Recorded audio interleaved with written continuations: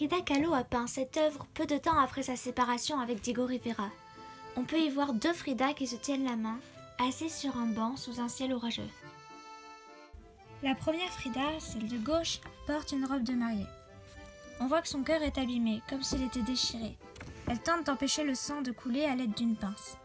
Elle représente la Frida qu'elle était au moment où elle a peint, celle qui ne se remet pas de son divorce. La Frida de droite porte une tenue traditionnelle mexicaine, celle que Diego adorait. Son cœur n'est pas abîmé et les défauts de son visage sont plus apparents. Dans sa main, elle porte un petit portrait de Diego. C'était la Frida forte.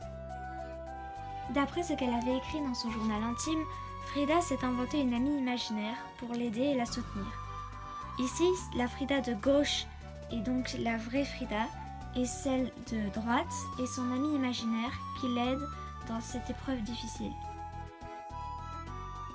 D'après ce qu'elle écrivait dans son journal intime, le bleu et le jaune seraient des couleurs qui représentent l'amour, mais aussi la folie, la distance et la peur des fantômes. Toutes ces émotions représentées sont très contradictoires et pourraient être celles qu'elle a ressenties lors de sa séparation avec Diego Rivera. Sur la peinture, on peut voir que c'est la Frida de droite, celle qu'elle imagine, qui les porte, comme pour la soutenir et l'aider à s'en débarrasser.